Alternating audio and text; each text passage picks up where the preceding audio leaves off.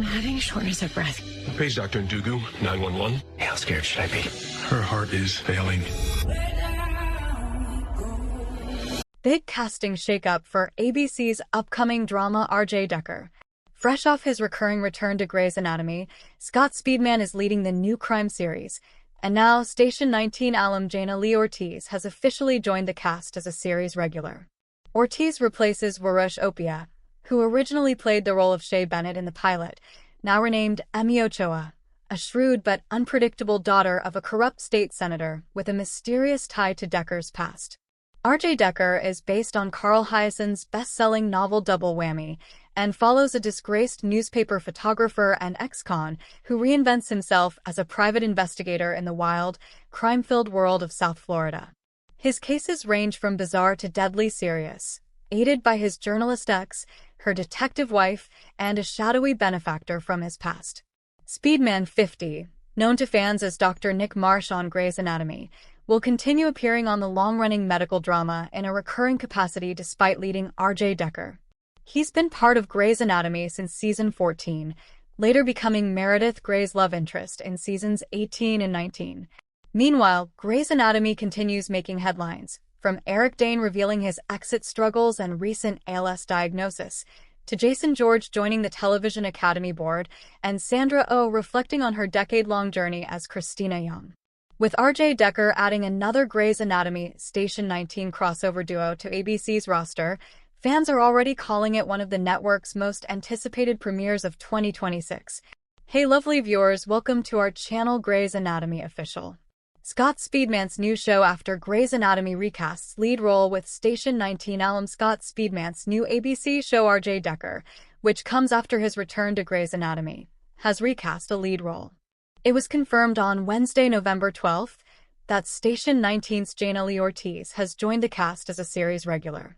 She will play Emi Ochoa, who is described as a shrewd if unpredictable daughter of a very powerful, very corrupt state senator, with ties to RJ's past. The character was originally named Shay Bennett and played by Warush Opia in the pilot. After the show was picked up in late September, it was announced that the role would be recast. In addition to Speedman and Ortiz, R.J. Decker stars Kevin Rankin, Adelaide Clemens, and Bevan Brew.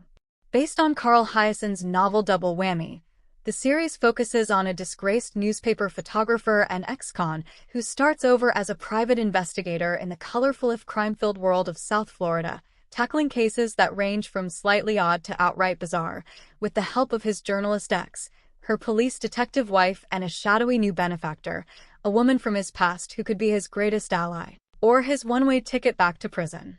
It was announced in June that Speedman 50 landed the lead role of R.J. Decker. Multiple outlets noted that Speedman's portrayal of Nick Marsh on Grey's Anatomy shouldn't be impacted. Although R.J. Decker was picked up, Speedman will continue to have a recurring role on the long-running medical drama. Speedman originally joined Grey's Anatomy as a guest star in season 14. He then appeared as a main cast member in seasons 18 and 19 as Meredith Grey's love interest before taking a break from the show. Speedman rejoined the cast as a recurring character in season 20 and has remained on Grey's Anatomy since then. The fans have lots of thoughts. "I thought it was gonna be a layup, me coming onto the show," Speedman said on SiriusXM's The Spotlight with Jessica Shaw in October 2024. "I'm not a big social media guy, but I remember going on after my first episodes debuted with her, and they tease like, there's this character coming back to the show." Speedman noted that all he could do was laugh at the public response, adding of Meredith, "It's really funny how serious they are about that character, and who's with that character and who's not with that character." Earlier in this year's season 22, Speedman returned alongside Pompeo. His appearance came after Deadline reported that Grey's Anatomy is reducing the minimum guarantees for its veteran cast members to 14 out of the show's 18 episodes per season. While some fan favorites won't be missing for more than 4 episodes this season, Caterina Scorsone's absence was doubled after her character, Amelia, chose to take a sabbatical. Deadline subsequently reported that Scorsone's break will last until 2026. Meredith's many homes in Grey's Anatomy reveals so many secret details. There are 21 seasons of Grey's Anatomy. Throughout the medical drama's run, Meredith Grey has mainly lived in 2 homes, the childhood home she inherited, with a constant rotation of roommates, and the dream house Derek Shepherd built for her atop a hill in the woods. In a recent episode, titled Ridin' Solo, viewers who have been in it for the long haul were introduced to Meredith's new home in Boston, which she bought with her surgeon boyfriend Nick Marsh. The luxury residence serves as a fresh reminder that Meredith has done well for herself. Plus, it gives us another chance to see Meredith invest in a personal space, however briefly it appears on screen.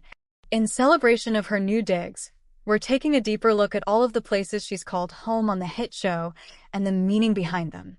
When Meredith returns to Seattle for her surgical internship, she moves back into the house she inherited from her mother, Ellis Gray. She partially grew up in the residence before her mother fled to Boston, with her in tow.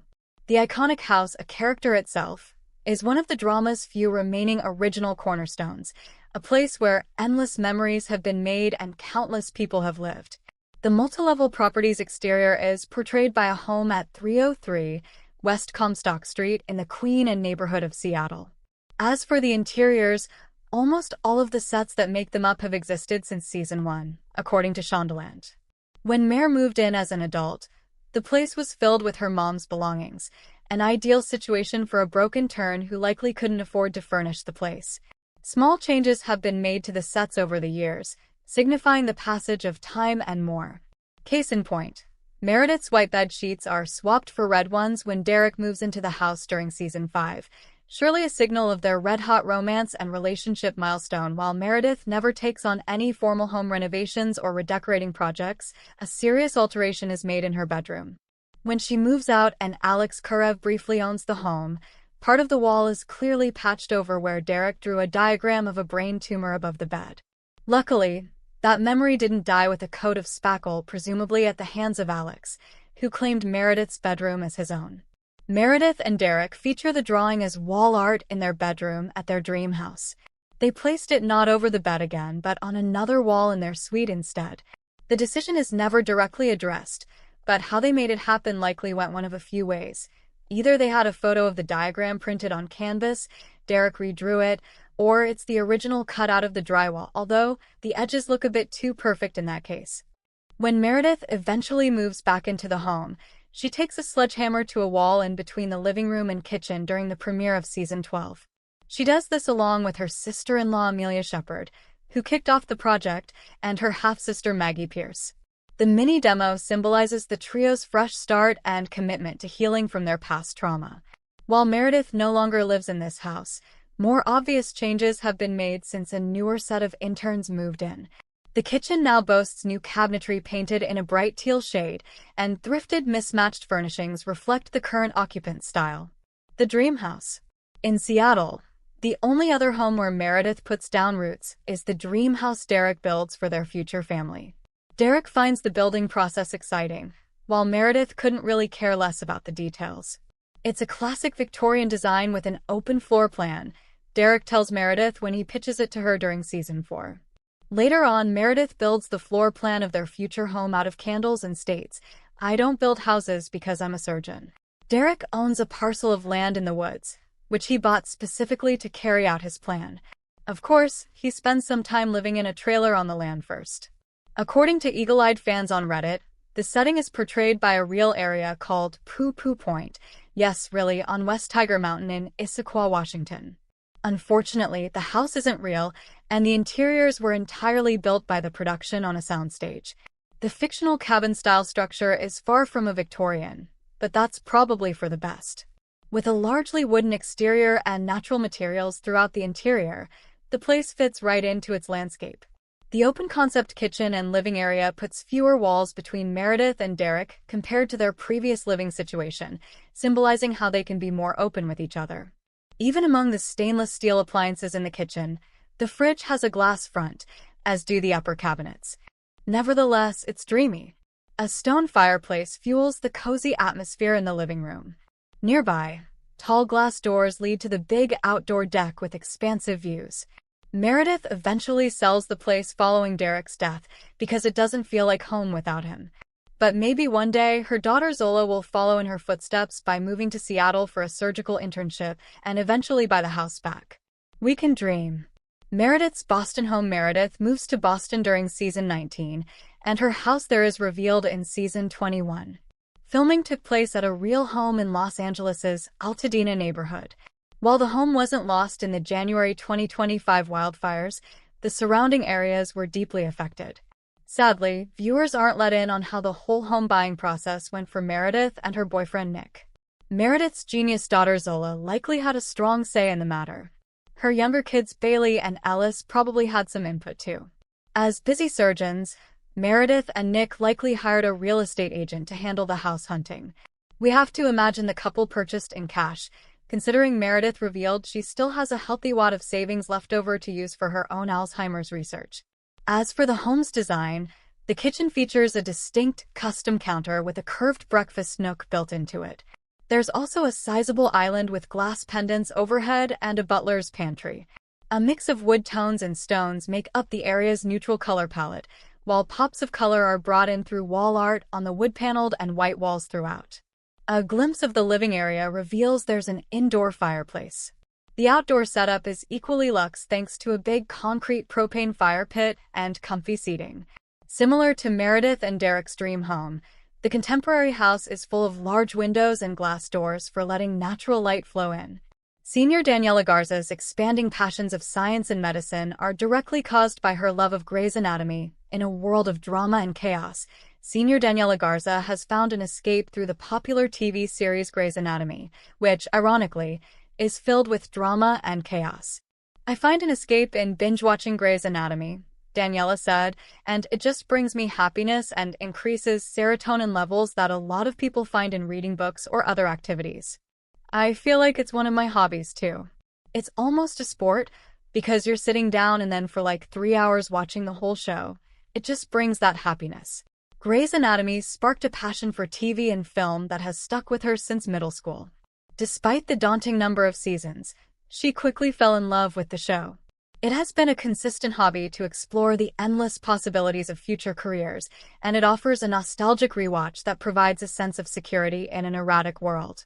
"I think there are 22 seasons," Daniela said, "but I've watched the first maybe 15 seasons too many times to count. The first time I watched was in 7th grade when there were only 19 seasons out and I finished it.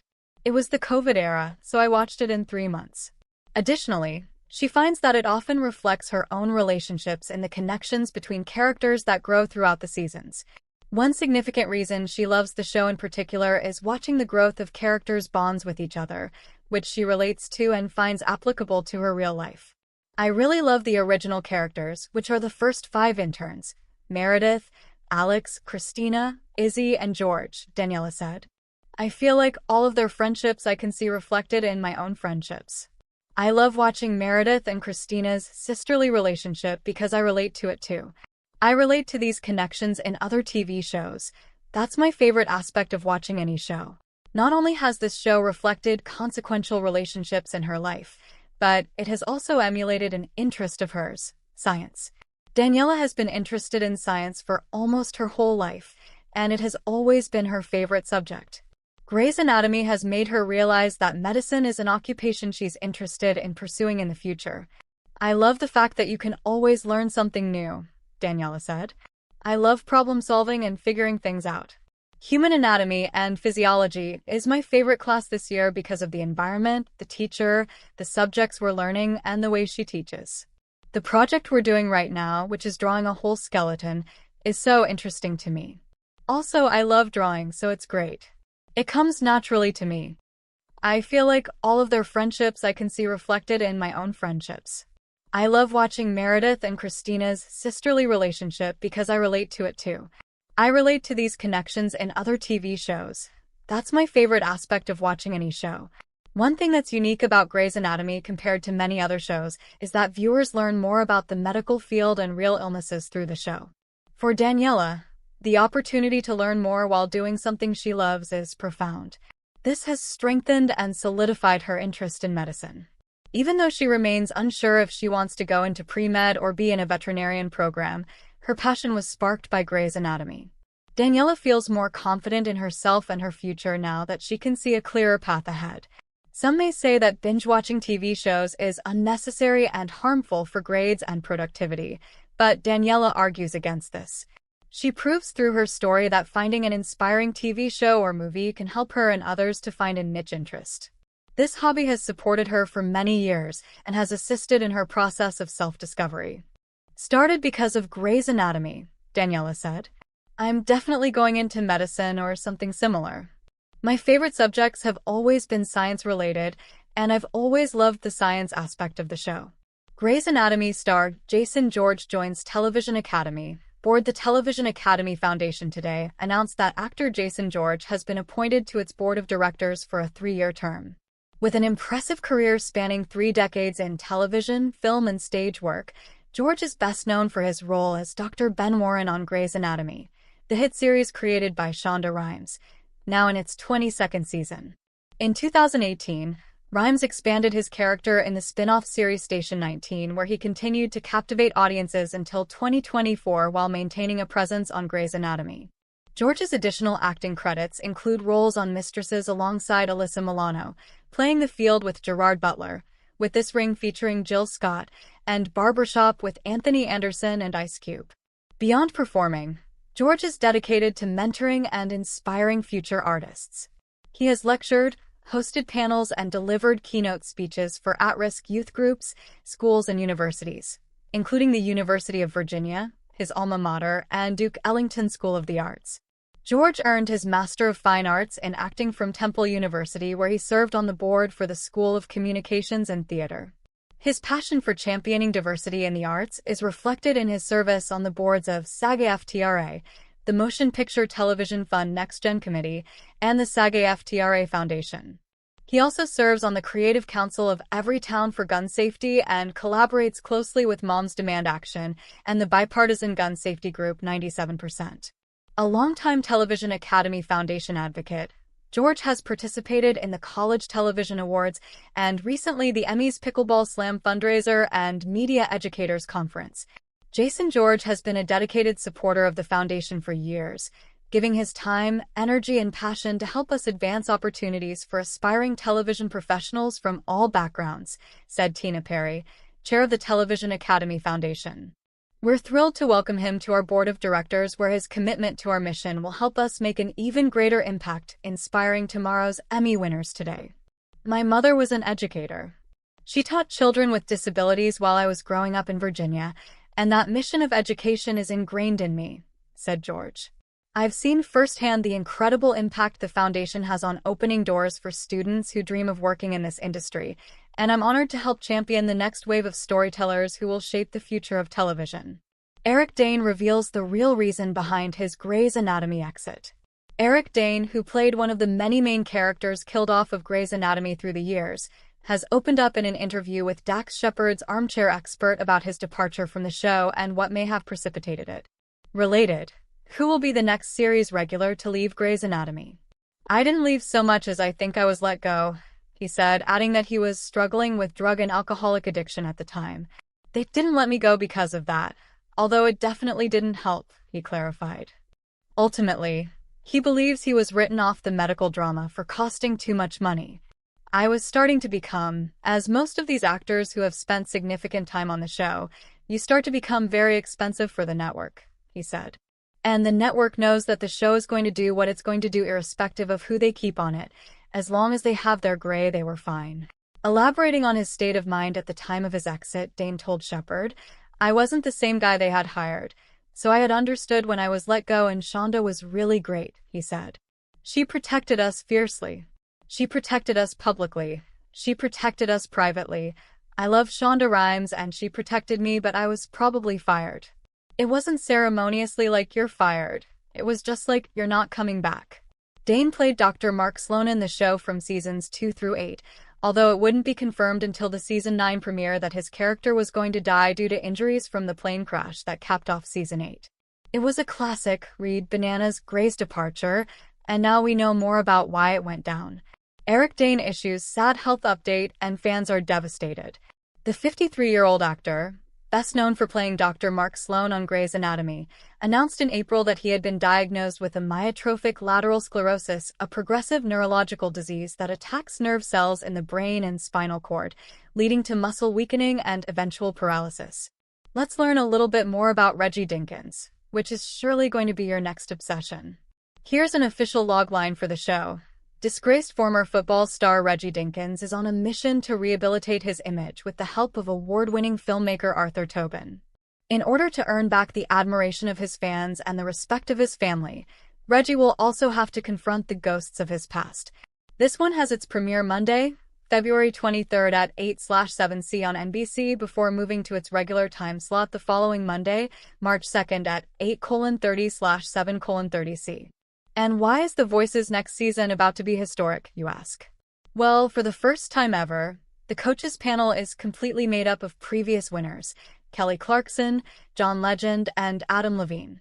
Dubbed The Voice Battle of Champions, the first week of the show will have 3 episodes, February 23rd at 9/8C, February 25th at 8/7C, and February 26th at 8/7C.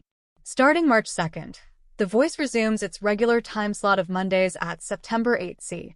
Below, see the full 2026 mid-season schedule for NBC. More returning shows will be added to this list as they're announced. NBC's 2026 mid-season schedule. The full list of shows returning mid-season 2026 TV schedule. Full list of network premiere and return dates. It may be hard to believe, but we're already reaching fall finales, meaning your favorite shows will be briefly going on hiatus, some for just a few weeks and some a bit longer. But it also means mid-season is here, with several favorites returning with new seasons and new series premiering.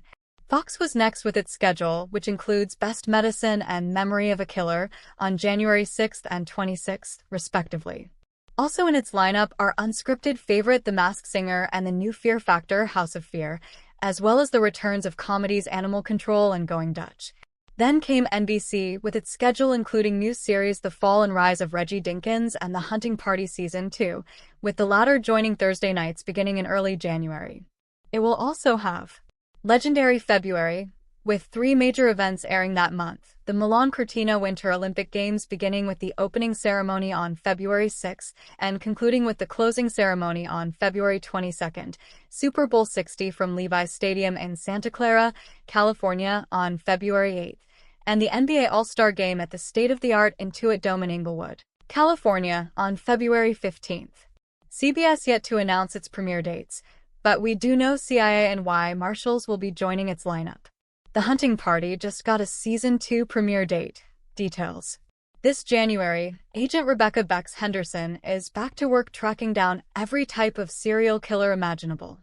The Hunting Party Season 2 premieres in early 2026. Expect spine-tingling pursuits, more great guest stars, and, if star Melissa Roxburgh gets her wish, a certain love triangle will continue to blossom. Get the details on when to expect The Hunting Party's arrival below. The Hunting Party's Melissa Roxburgh has a lot of ideas for Season 2 and that love triangle. When does The Hunting Party Season 2 premiere? The Hunting Party cast is back, led by Melissa Roxburgh. Melissa Roxburgh still stars as ace profiler Bex Henderson, who's tasked with down escapees from the pit, a government prison that no one's supposed to know about and remains shrouded in mystery. And she's not doing it alone, as she's still working with former pit warden Oliver Odell, ex-pit prison guard Shane Florence, Intel officer Jennifer Morales, and CIA agent Jacob Hassani, who took a bullet in the Season 1 finale. When NBC Insider asked Sabongui about his hopes for a Season 2, he shared that he'd love to delve further into Agent Hassani's backstory. We get a little bit of insight in that finale episode about his wife, so that opens up a whole bunch of questions about his children, Sabongui said. Are they back in DC? How good of a father can he actually be if we're watching him all day, every day on these planes, and he's in different states chasing bad guys? And how does that land on him? Roxburgh echoed Sabongui's interest in seeing more of the team's lives outside of work, and she told NBC Insider she's interested in exploring the triangle between Odell, who Bex has history with, and Shane. The Voice returns for its 29th season with coaches Adam Levine, Kelly Clarkson, and John Legend, remaining in its new 9 p.m. Eastern Time/Pacific time slot, with NBC promising a fresh twist on the format that raises the stakes for coaches and artists alike. It is being labeled The Voice Battle of Champions. The other unscripted series returning on January 5th is The Wall, hosted by Chris Hardwick. In addition, the network is readying for Legendary February, which includes 3 of the biggest events in sports all taking place within days of each other. The Milan Cortina Winter Olympic Games begin with the opening ceremony on February 6 and conclude with the closing ceremony on February 22nd. NBC Sports will also present Super Bowl 60 from Levi's Stadium in Santa Clara, California, on February 8th, and the NBA All-Star Game at the state-of-the-art Intuit Dome in Inglewood, California, on February 15th. What is the future of American Idol after Season 24? Auditions for Season 24 of American Idol are officially underway, but what does the future hold for the beloved singing competition? TV Insider caught up with showrunner and executive producer Megan Michaels Wolflick for scoop about what's to come if the show continues past this season. Idol is more than a show. It's really an experience and something people are training their whole lives for watching the show, Wolflick explained. Every class, every year, we get better and better talent. I just want to make sure people are excited because we are all only on once a year. It is event-like. Obviously, people on the radio are excited the NFL is back. It's exciting. I want us to be the same thing when American Idol is back. Wolflick seems optimistic that the show will continue in the years to come, adding, "It's the next generation and next class. Who can we get behind? Who will get us invested? This show, to me, has never become old. It's so exciting every year. Someone is turning 15 every single day. There will always be amazing talent, and I feel so privileged we get to listen to them." For Season 24, Luke Bryan, Lionel Richie, and Carrie Underwood are returning as judges. This will be Underwood's second year on the panel, while Richie and Bryan are taking on their 9th seasons. When it comes to what to expect from the 2026 season, Wolflick teased, "We do have some changes. I can't really get into any details, but we do have some big format changes coming for sure. There are going to be some surprises around every turn for sure." A premiere date for the upcoming season has not been revealed yet, but the show generally returns in February and runs through most of May. When do The Voice playoffs start? The remaining 2025 schedule explained. The Voice Season 28 has been moving at a breakneck pace. The blind auditions and battles have already flown by. Now we're halfway through the knockouts, and it's only a matter of time before playoffs start. Then we have the highly anticipated live shows, in which America's vote will determine the artist who wins it all. With so many new stages of the competition coming up, we figured now is a good time to refresh fans on the remaining Season 28 schedule. You won't want to miss a minute of the action, so be sure to mark these dates down and warm up your vocal cords. Paris Jackson has opened up about the lasting physical effects of her past drug use in a frank social media video that has sparked widespread conversation about addiction and recovery. Casting news: Station 19 star returns to ABC, Jason Momoa gears up for Kurt Sutter biker drama, and Mora Station 19 favorite is returning to Jana Lee Ortiz, last seen on the network as firefighter Andy Herrera, has been cast as a series regular opposite Scott Speedman in the upcoming drama R.J. Decker, Deadline reports. Based on Carl Hyacин's 1987 novel Double Whammy, the series follows R.J. Decker, a disgraced newspaper photographer and ex-con, who starts over as a private investigator in the colorful if crime-filled world of South Florida, tackling cases that range from slightly odd to outright bizarre, with the help of his journalist ex, her police detective wife, and a shadowy new benefactor. Despite the 2005 series bringing Sandra financial stability, fame, and privilege, she admitted during her 2025 Dartmouth College commencement speech that it was also one of the most challenging decades of her life. "I demanded a lot from myself and from the writers," she explained. "If something bothered me in a script, I would fight for what I believed what was right for the character of Christina because I felt responsible for her. While this contributed to the creation of a memorable character," she continued, "my desire to make the dialogue fit and my belief that I knew what was best for the character also caused grief for the writers and for me." The Emmy winner revealed that when she and the writers were at an impasse during Season 6, a conversation with creator Shonda Rhimes changed her perspective on navigating challenges. "The discomfort didn't go away, but my relationship to it began to change," she recalled. "When I stopped trying to bend things to my will and stayed open to my discomfort, a new thing came through. Something that wasn't just mine or just the writers, but something richer that gave me a deeper understanding of myself as the character, as an actor, and as a collaborator." Isaiah Washington left the series after it was reported that he called co-star T.R. Knight a gay slur during an argument on set with Patrick Dempsey, and all his defenses just kept making it worse before he finally was let go from the series. Apparently, he and ABC made up, because they let him return for a second in 2014. As for what Washington has said of the incident, he later issued a public apology, adding in another statement, "I can also no longer deny to myself that there are issues I obviously need to examine within my own soul, and I've asked for help."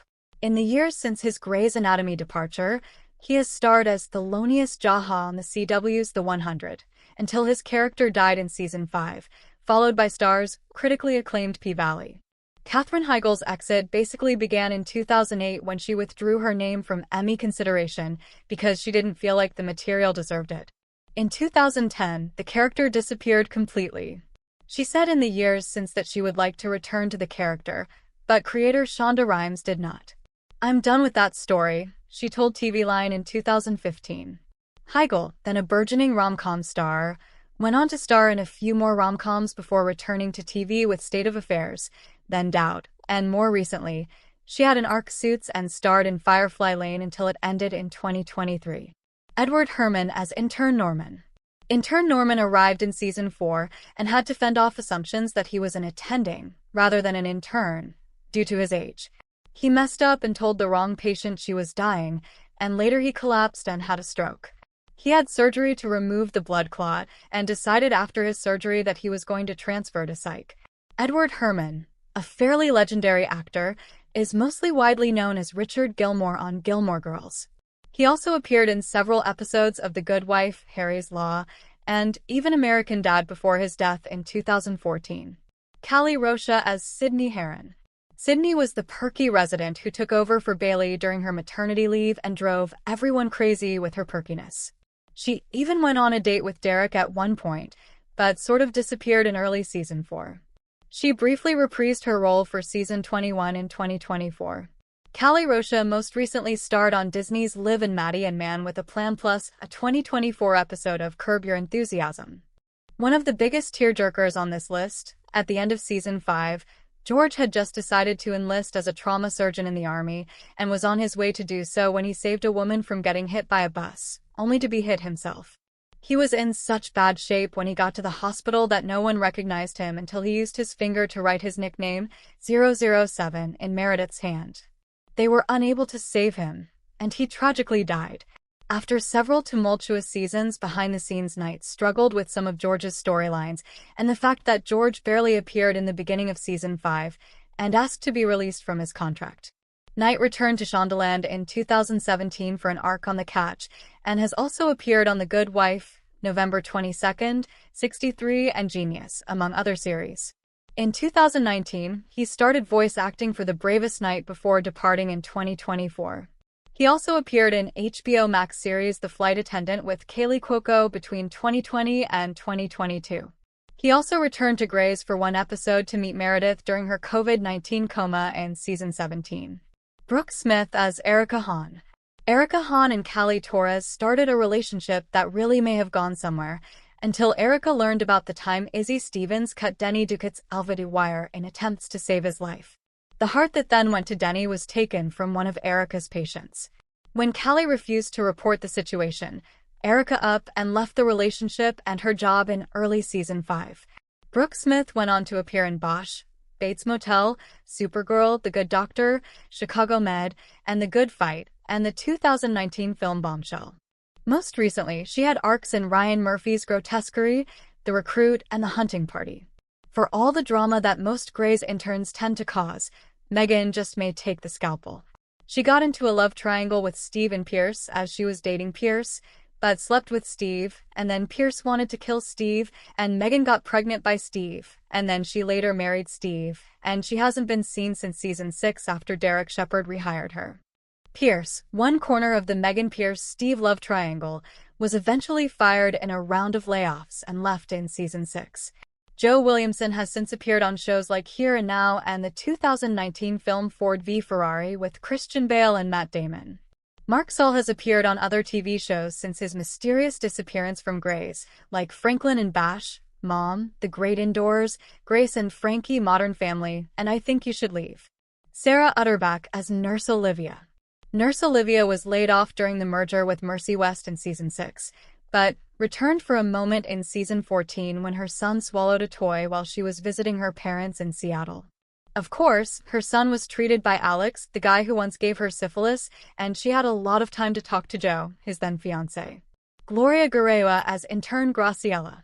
Intern Graciela was last seen during the hospital shooting at the end of Season 6, but Gloria Guerrero has been working basically non-stop, including a recent arc on How to Get Away with Murder and appearances on SWAT, The Good Doctor, American Housewife, Animal Kingdom, Snowfall, Criminal Minds, NCIS, LA, Anger Management, Bones, and the 2019 miniseries Reckoning. She also appeared as Rona on a 2024 episode of Tracker.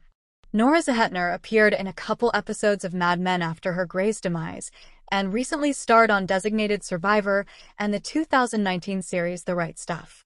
In 2025, she appeared as Melissa in Grosse Pointe Garden Society. Robert Baker has done just fine ever since, appearing on Riverdale, Modern Family, The Originals, and most recently as Otis Graves on Supergirl. In 2025, he scrubbed back in at a different hospital, appearing in an episode of St. Denis Medical. Eric McCandless / Disney General Entertainment Content by Getty Images. Rachel Taylor as Lucy Fields. OBJ and Lucy kinda sorta stole an awesome job in Africa right out from under Alex's nose, partly because Alex hadn't even talked to her about the fact that he might move to Africa. So she moved to Africa instead and was never heard from again after Season 7. Rachel Taylor is now best known as Jessica Jones' pal Trish on Netflix's Jessica Jones, as well as The Defenders. She also appeared in a 2024 episode of Hacks. Addison, the woman who began as Derek's bitter estranged wife and eventually became a fan fave with her own spin-off, was last seen as a regular on Grey's Anatomy in that somewhat controversial musical episode in Season 7, when she helped save Callie after her car accident. She also appeared in the 2012 episode where Meredith imagined that her mother was still alive and happily married to Richard, while Derek and Addison were still unhappily married and returned again for an arc in 2023. Geena Davis as Nicole Herman. Dr. Herman became Arizona's unreasonably demanding mentor in fetal surgery, though she seemed a lot more reasonable when Arizona learned about Nicole's massive terminal brain tumor. Amelia fixed the tumor, but Herman lost her eyesight and ended up leaving in Season 11.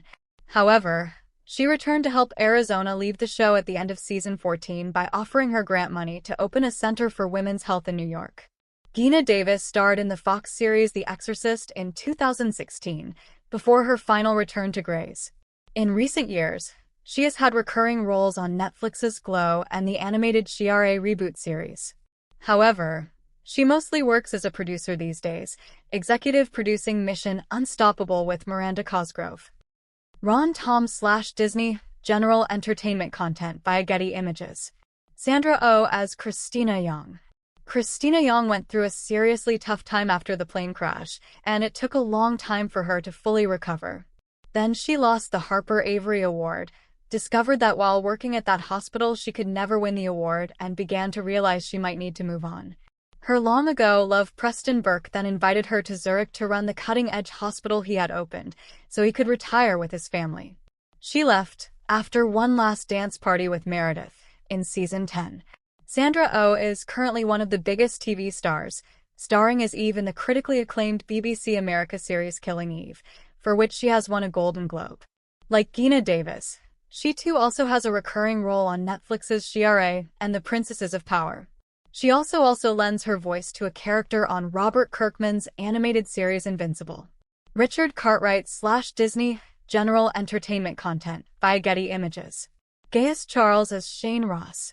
Shane was the cocky intern turned resident who nearly killed himself working too much, but he got close to Christina and asked if he could follow her to Zurich, which he then did. Gaius Charles, also known as Friday Night Lights' beloved Smash Williams, starred in the shows Aquarius and Taken, and most recently appeared on The Walking Dead Dead City. ABC Randy Holmes / ABC via Getty Images. Patrick Dempsey as Derek Shepherd. Derek Shepherd had a rough couple of seasons as he got a job working for then-President Barack Obama in Washington, D.C., and tried to make Meredith and the family come with him. She refused, and they lived apart for a while, until he decided to make things right and move home to do the job more remotely. Just as he and Mare were happy again in season 11, he was on his way back to tie up some loose ends and happened upon a massive car accident. He spent hours taking care of the victims, only to then be hit by a truck as soon as he got back into his own car. The doctors at the hospital where the ambulance took him were unprepared for trauma and failed to get a head CT, leading to his death. Patrick Dempsey said that he left the show because it was hard to keep the storylines intriguing and he wanted to have more time to spend with his family, and he asked to be let out of his contract early. Since the end of his time on Grey's, he starred in Bridget Jones' Baby, a miniseries called The Truth about the Harry Cabert affair, The Show Devils, and commercials where he reminds us he was once a TV doctor. These days, he's starring in Dexter: Original Sin. He shockingly returned to Grey's for a series of dream sequences in season 17. Richard Cartwright/Disney General Entertainment Content by Getty Images. Tessa Farrer as Leah Murphy. Oh, Leah Murphy. This poor resident went through a whole lot before getting fired in season 10 because she just wasn't cut out to be a surgeon. Then out of nowhere, she returned in season 13 to work with Maggie. A few episodes later, just as suddenly, she was gone again. Tessa Farrer also starred in the Hulu adaptation of World War II miniseries Catch-22 with George Clooney in 2019 and Grotesquerie in 2024. Eric McCandless via Getty Images. Sarah Ramirez as Callie Torres. Callie left Grey Sloan when her somewhat controversial girlfriend Penny got a fancy fellowship in New York. After losing a truly devastating custody battle with Arizona, she was going to stay in Seattle. But Arizona had a change of heart and sent her on her way with Sophia at the end of season 12. Sarah Ramirez left to take a new gig on CBS Madam Secretary. They have since played the divisive Che Diaz on HBO's Sex and the City spinoff and Just Like That. In 2024, they also voiced Amber in Velma. Richard Cartwright/Disney General Entertainment Content by Getty Images. Samantha Sloyan as Penelope Blake. Penelope's time at Grey Sloan was rough from start to finish. She arrived as Callie's new girlfriend with the reputation as one of the doctors who had killed Derek, and found herself having to work for a grumpy Meredith. Then when she got a prestigious job in New York and Callie decided to follow her, she set off the devastating custody battle between Callie and Arizona. Last we heard, she and Callie had broken up, but that relationship was always doomed. Samantha Sloyan went on to star in The Haunting of Hill House as Lee, and appeared on shows such as SEAL Team and The Rookie. In 2025, she re-entered the ER floor by joining The Pit. Eric McCandless/Disney General Entertainment Content by Getty Images.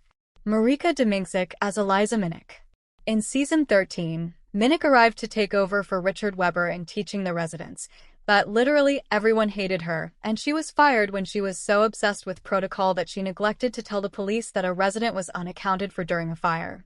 Stephanie nearly died.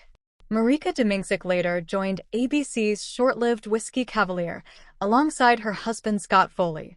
Kelsey McNeil/Disney General Entertainment Content by Getty Images. Jericka Hinton as Stephanie Edwards. Stephanie decided to go off and explore, trying something new at the end of season 13 after almost dying in a fire following months of exhaustion and grieving over her dead boyfriend Kyle. Jericka Hinton went on to star in the short-lived HBO drama Here and Now in 2018, and also joined the cast of the Amazon series Hunters as a Nazi hunter. In 2024, she appeared as Lisha in The Accused. Molly Kidder has done a few acting gigs since Grey's, including a guest spot on Outsourced in 2010 and some independent films. She also appeared as an extra in Ghosts in 2025. Joe Williamson as intern Pierce. Pierce, one corner of the Megan Pierce-Steve love triangle, was eventually fired in a round of layoffs and left in season 6. Joe Williamson has since appeared on shows like Here and Now and the 2019 film Ford v Ferrari with Christian Bale and Matt Damon. Mark Saul as intern Steve. Steve was the other corner of the intern love triangle, eventually marrying Megan and fathering her child. Steve survived the layoffs and made it all the way to season 8, only to never be seen again. Mark Saul has appeared on other TV shows since his mysterious disappearance from Grey's, like Franklin and Bash, Mom, The Great Indoors, Grace and Frankie, Modern Family, and I Think You Should Leave. Thanks for watching this videos. Please hit the subscribe button and give this video a thumbs up.